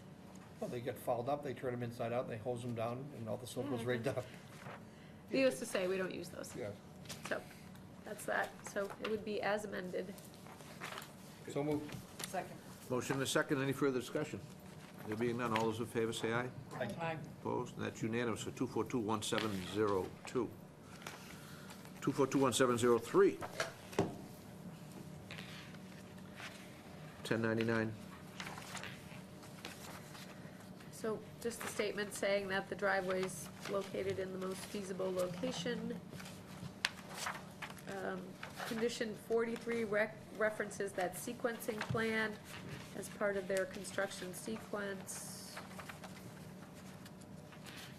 We did 45 require that all their sock, and they did update their plans to say that they would back it with silt fence. Again, bond, because this is a, on-slope project, but typically technically, the construction is just those two driveways, so I don't know what you want to bond it at. Well, on the first highlight, Yep, I want to change the phrase. okay, It's, granted, they did an alternatives analysis. I'd be real reluctant to say it's the only feasible alternative. I would say that it is a reasonable and feasible alternative.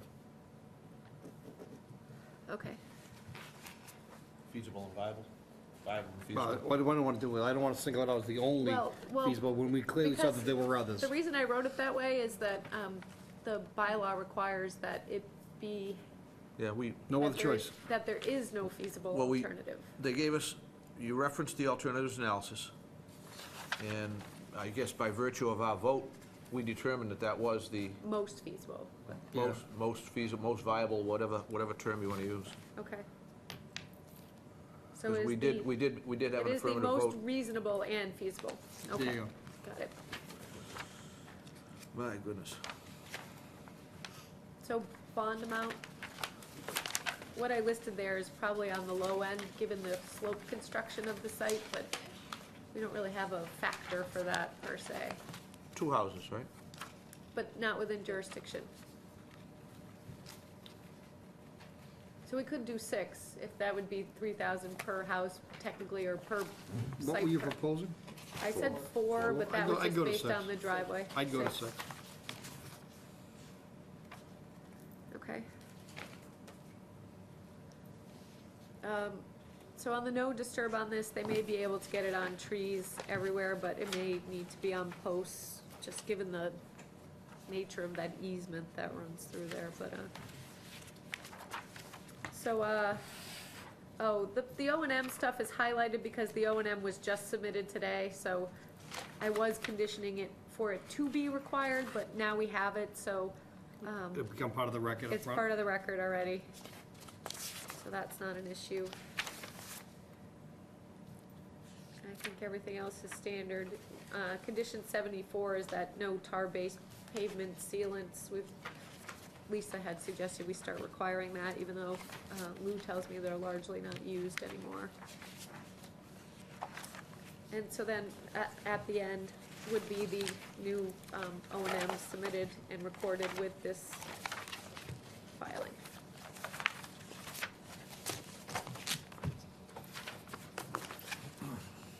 So again, it would be as amended.